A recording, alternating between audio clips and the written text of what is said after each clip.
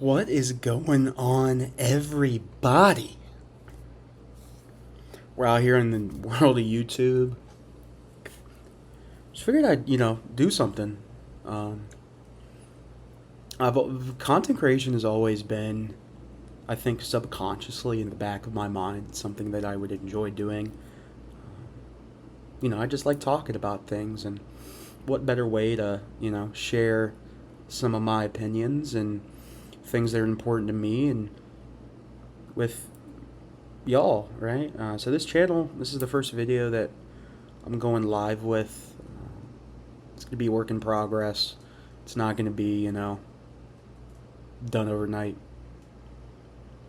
But mainly, this channel is gonna focus on kind of four distinct things: um, theology, sports, current events, and history. I love all four of those kind of equally.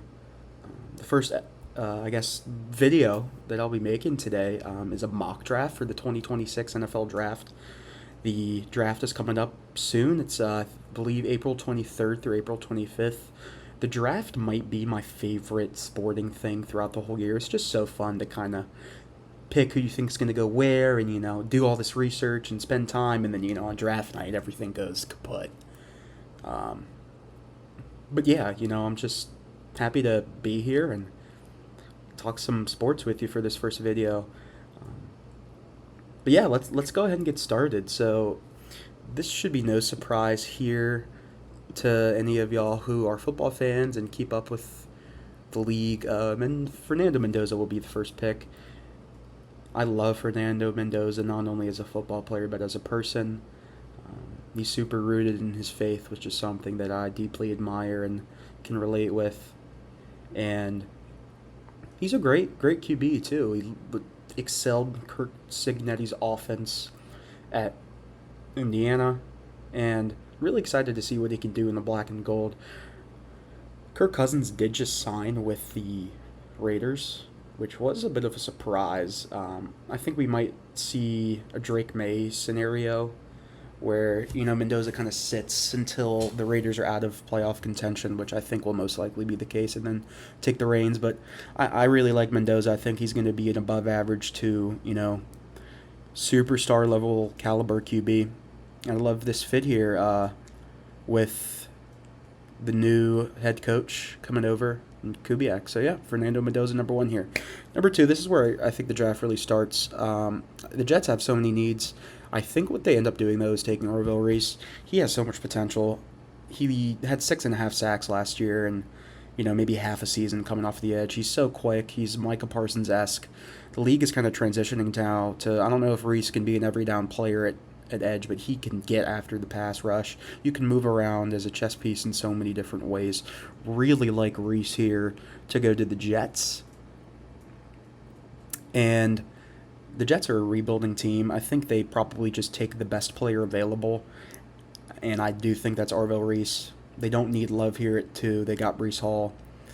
Um, Next, we've got the Cardinals. The Cardinals are in a very interesting position. I do think there are a lot of different ways that they can go.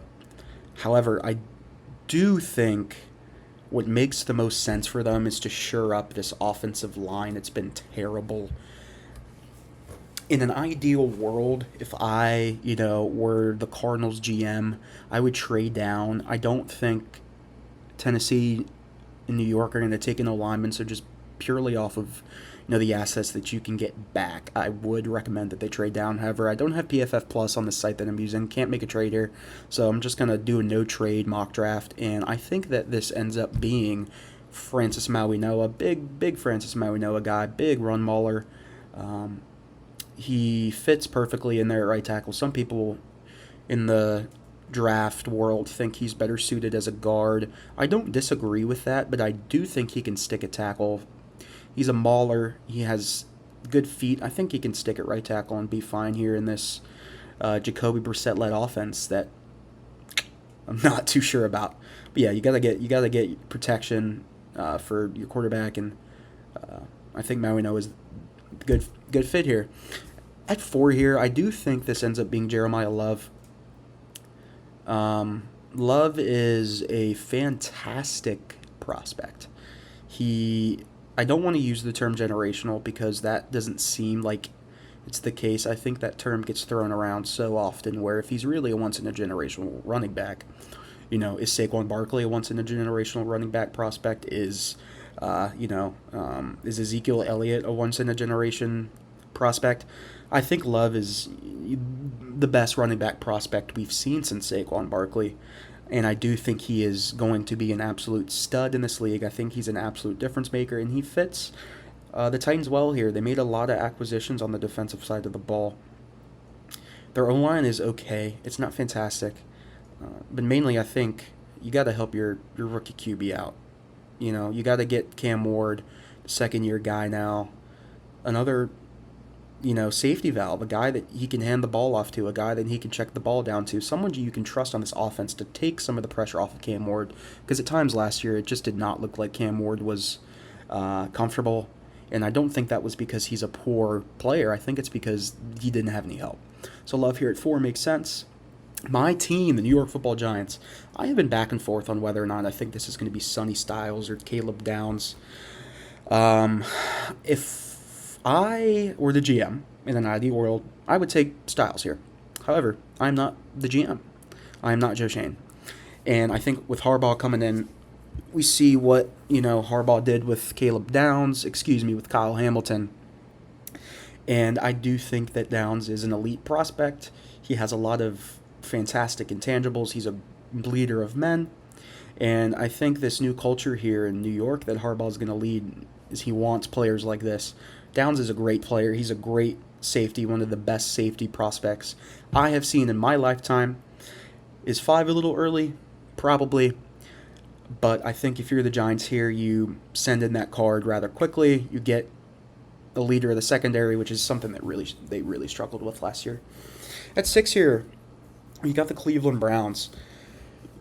I think the Browns are in a very peculiar position.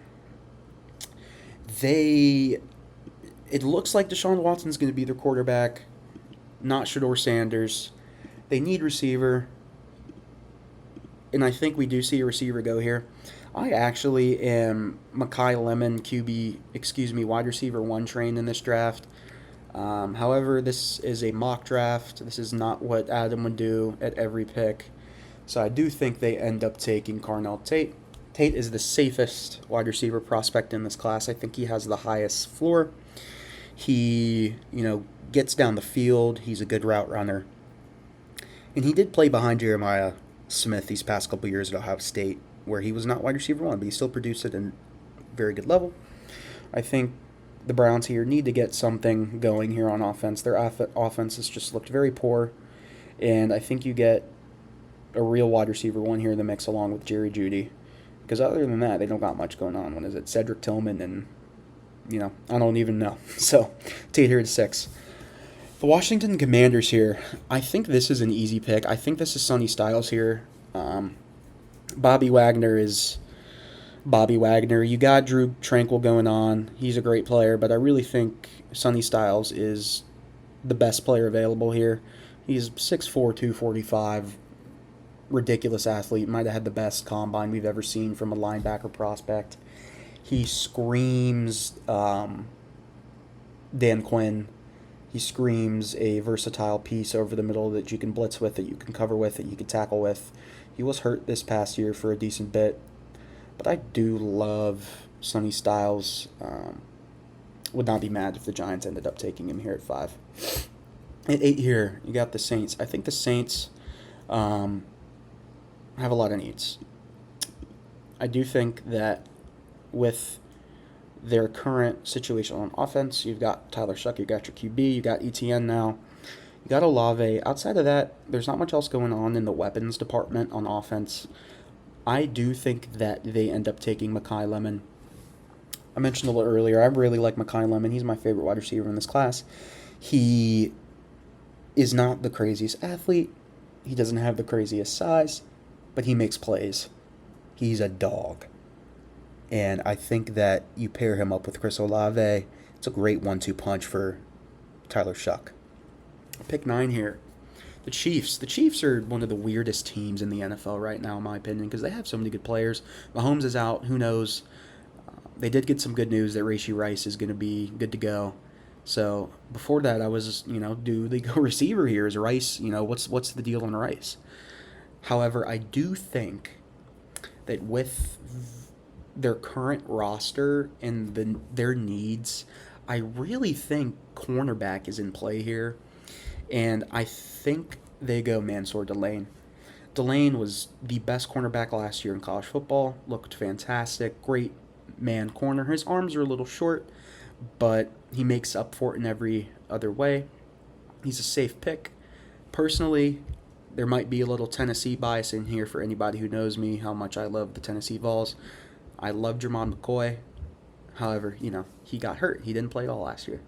So I'm going to Lane there at 9 to help out with the loss of Trent McDuffie, because there's not much going on in that cornerback department there in Kansas City. At pick 10, we have the Cincinnati Bengals.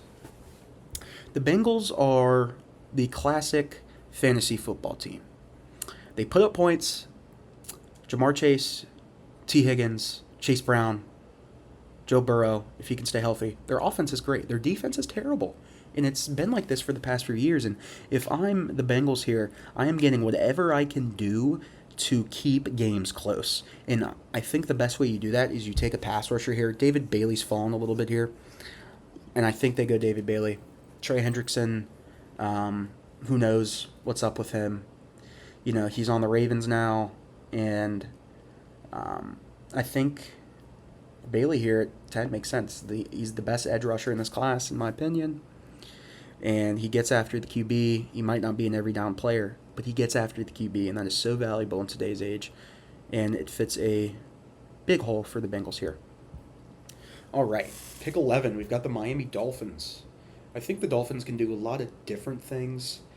They are an absolute mess. Their wide receiving core is non-existent.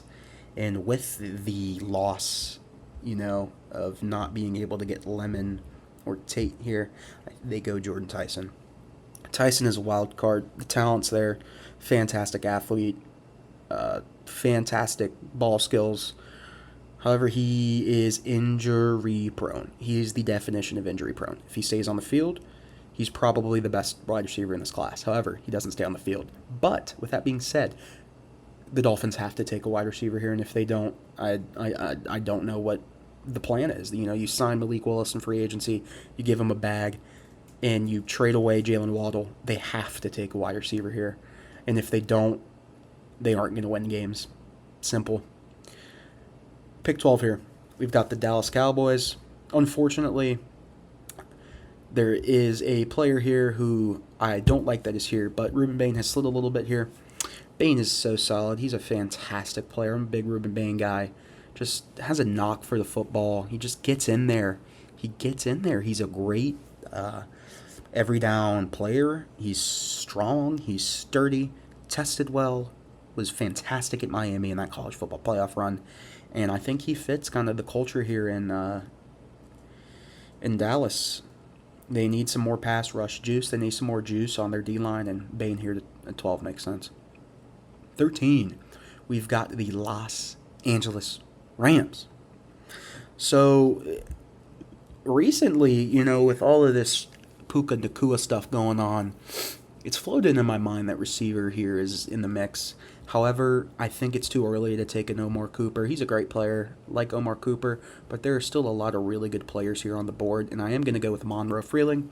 He's been a riser here in the kind of later stages of the draft process. He is the most physically gifted tackle. He ran a sub 540. His feet are exceptional. He looks great in pass pro. He still has a lot of room to grow. I think he can fill out his body a little more. But I think if you're the Rams here, you can afford to kind of take a developmental-ish tackle. He looks like he could be a top 5 to 10 left tackle in the league when all is said and done, if everything goes right there. And what better situation to be in than the Rams? This team knows how to win. They know how to, develop a lot of their players, and I think Freeling here makes sense. Pick 14, we've got the Baltimore Ravens, and the Ravens are, they're a new team, new regime, lots of stuff going on, and there are a lot of different ways that they could go here. If I think with their needs on offense, their defense is solid. I think it makes the most sense for them to go best player available on the offensive line, and I like Spencer Fano a lot, but there are a lot of questions about his size. Not only his size, but what position does he play? Is he a guard? Is he a center? He took snaps at the combine. I think he ends up playing guard.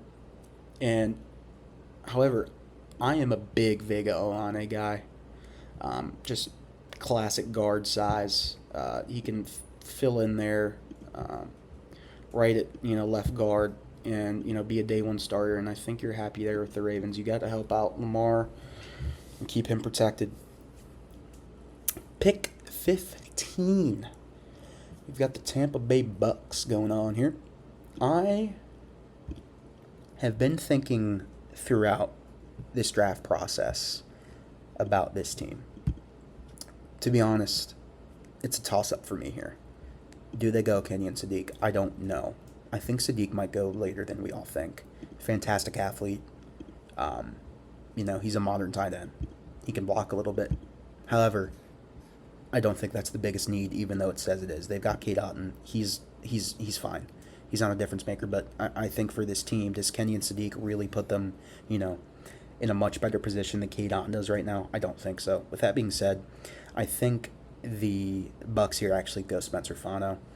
He, can play all over the place. He played right tackle the past 2 years. Like I said, I really just don't know what he's going to play.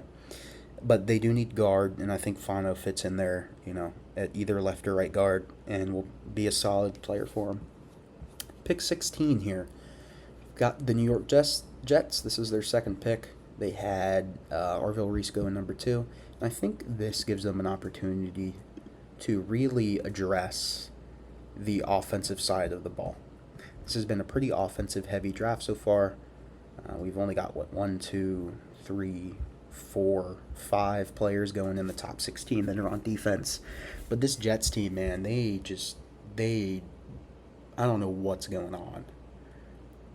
But as I look at it now and as I second guess myself, a lot of the better players here are on the defensive side of the ball. And I think I'm going to have Jermod McCoy go here. Talked about him a little bit earlier. Towards ACL. Didn't play at all last year. His 2024 film was ridiculous. If he played and was healthy this past year, I think he'd easily be in the top 10 discussion. But with the Jets, I think you can afford to take a guy like McCoy. They're in a rebuilding phase. They're not going to compete next year. They have so many holes. And I think if you're here, you're really happy that you get, Reese and McCoy, who you can make an argument or two of the top 10 prospects in this class. And they need help. No more Sauce Gardner. I'm not really sure why they traded him. I get the whole cap situation, and I know he wasn't playing as well as, you had hoped. But they got to do something here in the secondary. Pick 17, you've got the Lions here. The Lions are an interesting team. You've got Penei Sewell here at right tackle. He's fantastic. The left side, not so much. However, are you comfortable taking any of these tackles here? I don't think so. I think it's too early to take a Max Ian Achor, who I prefer over Caden Proctor. I think Caden Proctor is going to be a bust. I think I just have Evan Neal, Scaries. With that being said, I'm going to go... I've thought about this. On the sheet that I have written down, I have them going Cassius Howell. I don't think they're going to take Cassius Howell. Let's have them go... Let's mix it up a little bit. Let's have them go one of my favorite players in this class, Emmanuel McNeil Warren. He is if Caleb Downs went to Toledo. Good athlete. He's explosive. Was ridiculous last year. He can play all over the place. He can play the box. He can play deep. And He's a difference maker, and I think if you're this Lions team, their defense was lackluster last year. It was lackluster, and I think they need some extra help at the back line of this defense.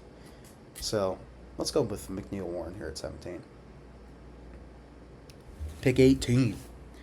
Got the Minnesota Vikings. The Vikings are an interesting team. I keep saying this a lot about a lot of these teams, but really here in kind of the middle of this draft where these teams are solid but not great, the needs are very interesting. I don't think you go with a running back here at this position. I don't know if you go, the top center of the class, who is not. It's Logan Jones. PFF, has him as not, but he's fantastic. I'm a big Logan Jones guy.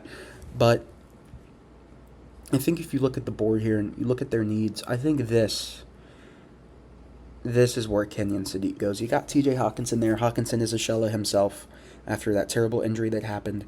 And I think if you're the Vikings here, right, I think you can make the playoffs. You got Kyler Murray now. He's okay. Kyler Murray and Trey McBride had a great connection. And I think Sadiq here does put the Vikings in a better position than TJ Hawkinson does, especially with their QB situation. Let's say Kyler Murray is not the guy there, and you still, in some way, somehow, tried out J.J. McCarthy there. Go get a better tight end. Go get somebody who can get open. Hawkinson, at this point in his career, is not a route runner. He is a contested catch guy. If I'm open, I'm going to throw the ball to him. I think Sadiq is in play here for the Vikings. Pick 19, we've got the Panthers. The Panthers are sneakily good. Sneakily good team. It says that the biggest need here is receiver for them. I disagree. You've got Ted McMillan. You've got Jalen Coker, who I really like. And I think where the Panthers struggled last year was in the intermediary part of the field, whether it be, lacking in Tampa 2 coverage with, linebackers, or, corners aren't great in zone. They have a couple good corners. They got J.C. Horn. I do think that the Panthers here end up taking the best corner available, who is Avion Terrell, and I am going to go with Avion Terrell here. A.J. Terrell's brother, good player. Did not participate in the combine, but like PFF saying, he's got elite football IQ. Good player, instinctual, and he might not have the best size. But I like Terrell here at 19 to go pair up with J.C. Horn to make a good zone coverage tandem. Again, here we've got the Cowboys. 20. We had them go Reuben Bain here at 12. I think they are a little upset that Terrell went at 19. And I think they might just go BPA here. And that's Dylan Tyneman. Dylan Tyneman's kind of flown under the radar in this process. He is a safety, and he's a great safety. Insane athlete, was ridiculously good last year at Oregon.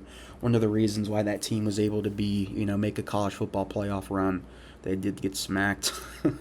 But, another guy who can play in the box, he can play deep, can play in the slot a little bit too. He's versatile. I think he fits well in what the Cowboys are trying to do, because their defense is just terrible. It's just terrible. Pick 21 here, we've got the Steelers. Is it Ty Simpson? Is it Ty Simpson? Unfortunately, I do think it is. As much as, if I were a Steelers fan, I wouldn't want it to be. I'm not the biggest Ty Simpson guy. He's a game manager. He looked really good last year at the beginning of the year, but I think defense has started to figure him out, that he's not going to beat you with the deep balls. He's not going to beat you with his legs. He's a fine player. He makes accurate throws over the middle of the field. He doesn't have a lot of time starting. And who knows if, as PFF saying here, who knows if he's going to be able to sit? Do the Steelers, do they retain Aaron Rodgers? They've signed. They got Michael Pittman and they got DK. That's a decent 1-2 punch. So all signs look towards Ty Simpson being a Pittsburgh Steeler. Pick 22 here, we've got the San Diego Chargers. The Chargers, injuries across the offensive line kills them every single year. And I think if you are the Chargers here, you have to address that. Justin Herbert looks like a chicken with his head cut off when Joe Alt's not in. When Rashawn Slater gets his yearly injury. And I think if I'm the Chargers GM, I am taking Max Iheanacho. Hope I'm saying that right. I like Iheanacho. He's huge. He's huge. And, in these zone schemes that the Chargers love to run, I think Harbaugh is kind of salivating at this size. And, I don't know if you can trust Rashawn Slater anymore. Gets hurt every year. And, let's say he stays healthy. Okay, cool. Put him at guard. He can do it. He's a mauler. He's really kind of come up here in these draft cycles. Had a good combine. I'm also just a big Max Iheanacho fan. I think this pick is more kind of what Adam would do here, not what the Chargers would do, but we're going to have that stay. Pick 23 here. We've got my least favorite team in the NFL. Philadelphia Eagles. Something came out today that said that if Jalen Hurts' play doesn't improve, they're not going to extend him. I don't blame him. However, no QB here is worth taking. Maybe, 2 years ago, Clay Kubnik. Sorry, I'm hating on him for no reason. But anyways, I think the Eagles here are looking at, okay, Lane Johnson's not going to be here forever. He's getting old. He's hurt. Still a fine player. But I think we do see a little run here on, offensive tackles here. This is a good offensive tackle class. I do think you're going to see at least one more go in the first round, if not 2. And then I am going to talk about Emmanuel Pregnon later, who I do think goes in the first round as well. But here I am going to go with Caden Proctor. Proctor here fits a lot of what the Eagles do. The Eagles kind of get away with this a lot of the times where they kind of just do what the fan would do. And it works a lot of the time. Proctor is massive. He's huge. I think I am lower on him than a lot of other people are simply because I'm getting Evan Neal scaries as a Giants fan. Absolutely massive tackle. He has just, his foot speed is not there for me. And he might play guard. Landon Dickerson, who knows what's up with him. He might be done with football with all the injuries he has. I think Proctor here makes sense. He kind of just screams Philadelphia Eagle to me. Pick 24, we've got the Browns again. We had them go Cornell Tate here. And I think the Browns here address the defensive side of the ball. And I think they end up going Keldrick Falk. Of course, they've got Myles Garrett there. But I think they get another guy in the pass rush mix who can play every single down. And I think that's important for these new age defenses where the game has shifted a little bit, y'all. I don't know if you've seen this, but the run game has kind of made a comeback. And having these edge rushers who are 4-down players who are big dudes is important. And let's go with Keldrick Falk here to team up with Garrett. Pick 25, we've got the Bears. The Bears are in an interesting spot. Their starting center retired due to injuries. I don't think you feel comfortable here taking Logan Jones, who is my center one in the class. With the board and how it's kind of shaken, I would not be surprised if this is where Caleb Banks goes. Banks is one of my draft crushes. He is ridiculous. He's 6'6", 330. He's ridiculous. He's 6'6", 330. And he's quick. He ran well at the combine. He looked good at the combine. He isn't a true nose tackle. He is somebody who can get after the passer at this size, and that's something that's so valuable this day and age. And I think the Bears here kind of team up I'm blanking on who their other kind of inside guy is. He's a bigger dude. He's not much of a pass rusher, but I think Banks fits well here in that kind of three technique to get after the passer here in the inside. 26 here. Before the Bills traded for DJ Moore, I was all over Omar Cooper here, even Casey and Concepcion, down on Denzel Boston, Chris Bell before the ACL injury, maybe.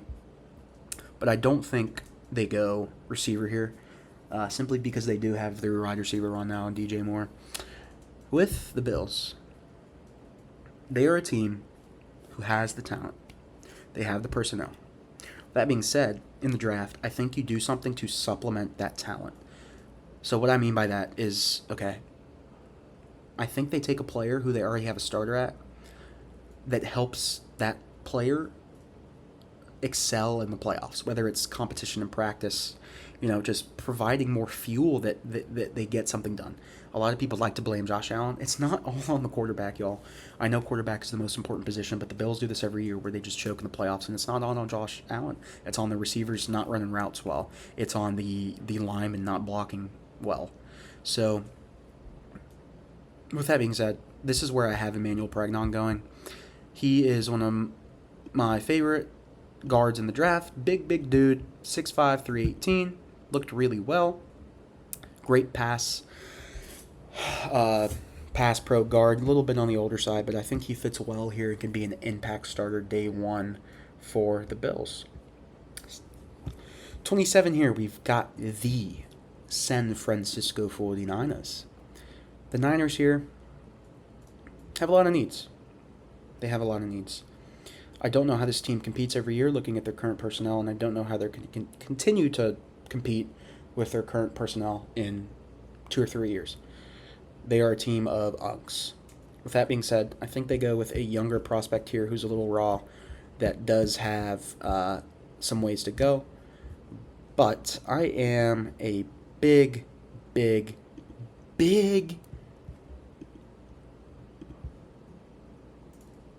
where is he? Sorry, y'all. I'm having a brain fart. Once I figure out how to edit and do all that, or even just when I have the ability to put my brain on that with how busy I am, I will eventually do that. Oh my gosh, he's right there in front of me. This is Chase Visantis to me. This is a player who, if you look at this, right, PFF grades aren't off the charts. His combine looked really good. Great athlete. I think this is Chase Visantis. Good player. I think he makes it into the end of the first round here. Pick 28. You have the Texans. The Texans got David Montgomery. They got Woody Marks. Don't think running back is in play for them anymore. With the offensive linemen that are here, I don't think they feel comfortable taking a Blake Miller here in the first round, simply due to the fact that tackle isn't one of their biggest needs. Now, with the board here, I think this is pretty easy, and I think this is Omar Cooper. The Texans here, you've got Nico Collins. There's nobody else you can really trust here. Jalen Noel looked good. Is that his name? I know his first name's Jalen. He looked good. I don't know if he is a guy that you feel super confident as your wide receiver too. Who knows what's going on with Tank Dell. Omar Cooper is solid. Great player. You got to help CJ Stroud as much as you can. And with the way the board is falling here, I don't think you feel comfortable taking any of these prospects here on the offensive line. So I got Cooper here at 28 to the Texans. Pick 29 here. We've got the Chiefs again with the trade that they acquired via the Trent McDuffie trade. To be honest, I don't know what they do here. I'm going to go Peter Woods. This is a name that's been talked about for years now. His play has dipped down. If you look at his... hold up. Okay, you can't see his PFF grades, but if you look at his production from 2023 to 2025, it's gone down. Look at the hurries, gone down. His production just has gone down, and I think that's due to a couple things. Clemson last year in general was just terrible, and there are some questions about Woods' motor, but his size is ridiculous. If Caleb Banks was smaller and quicker, And I think the Chiefs here are willing to take a gamble. Chris Jones is not going to be around forever, but pairing Woods and Jones there in the middle is dangerous, and I think that would make the Chiefs' defensive line a force to be reckoned with. Pick 30 here. Got the Dolphins. Had them go Jordan Tyson here at 12 or 11. 11. And with the way that the board has fallen, I do think that they end up taking a corner here.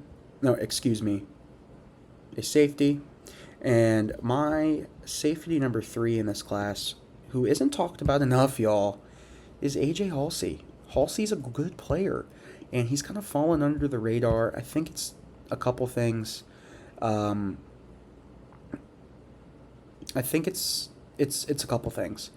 He's not very versatile, right? He plays deep. He plays deep, and the Dolphins traditionally have these safeties who kind of sit back. I'm looking at Javon Holland, who was there for a while. He wasn't much of a box guy, but I think AJ Halsey here really fits well on the back end of the scheme. Can be your ball hawk, who has good size. Pick 31, we've got the New England Patriots. The Patriots here, I like them to take a developmental guy. Their defense is good, but as we saw in the playoffs, it kind of folded a little bit. It didn't do what they needed them to do. And, in an ideal world, a receiver here is in play. I don't think, Casey Concepcion is a first-round pick, in all honesty. And I think this is where we see a guy like Caden McDonald go. Christian Barmore is a good player, but he's not your traditional nose guard. Caden McDonald is. He's 6'3", 330. As PFF says, he's a ridiculous elite run defender. He is a big hole that is hard to block, and that will help the rest of the defensive line get free. It will help some of those pass rushers make plays. And lastly, pick 32, we've got the Seattle Seahawks. Seahawks are fresh off a Super Bowl run. They lost their running back to the Kansas City Chiefs in Kenneth Walker. I like Mike Washington a lot. Ridiculous athlete, looked fantastic at the combine. Is 32 too high for him? No, it's not. I think you replace what you lost here, and you take what helped you win the